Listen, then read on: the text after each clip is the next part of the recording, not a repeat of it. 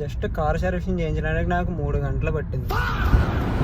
అసలు విషయం ఏంటంటే కారు బయటికి తీసి చాలా రోజులు అయిపోయింది, ఫుల్గా దుంపట్టేసిందని చెప్పేసి వైపర్లు వేసుకుని నేను హీరోలో పోజు కొట్టుకుంటే పాటలు పెట్టుకుని వైభవ్తో రావులపాలెం బయలుదేరిపోయాను. మా రావులపాలెం బ్రిడ్జ్ చూడండి, ఫుల్ గోదావరితో చాలా బాగుంది. సో కారు పైకి లేపేశారు, అంతా బాగానే ఉంది, మనకి సర్వీసింగ్ స్టార్ట్ చేసేస్తారు అనే టైంకి నాకు పెద్ద షాక్ తగిలింది. చేద్దామని వెళ్తే కరెంటు పోయింది అన్నారు, కారు మొత్తం పైకి లేపే కరెంటు పోయింది అన్నారు. సో ఇంకా వేరే చోటుకి వెళ్దాం అని చెప్పేసి వెళ్ళిపోతున్నాను. ఇప్పుడు మన బ్యాడ్లాక్ కోసం తెలిసిందే కదని చెప్పేసి రావులపాలెం బ్రిడ్జ్ దగ్గరికి వచ్చి వ్యూ చూస్తూ కాసేపు ఎంజాయ్ చేసి ఆ బాధను పోగొట్టేసుకుని వేరే చోటకి వెళ్ళాను. బట్ ఇక్కడ చాలామంది జనం అయితే ఉన్నారు.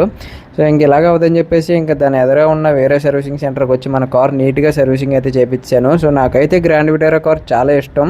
అండ్ మన వాళ్ళు అయితే పాలిష్ గట్రా నీట్గా కొట్టేశారు, అంతా మనకి మెరిసిపోతుంది కారు దగదగ. అంతా అయిపోయింది, ఇంకా వెళ్ళే దారిలో కోనసీమ కోవా స్పెషల్ తీసుకొని పప్పలు కొనుక్కొని మా ఇంటికి అయితే రిటర్న్ అయిపోయాను.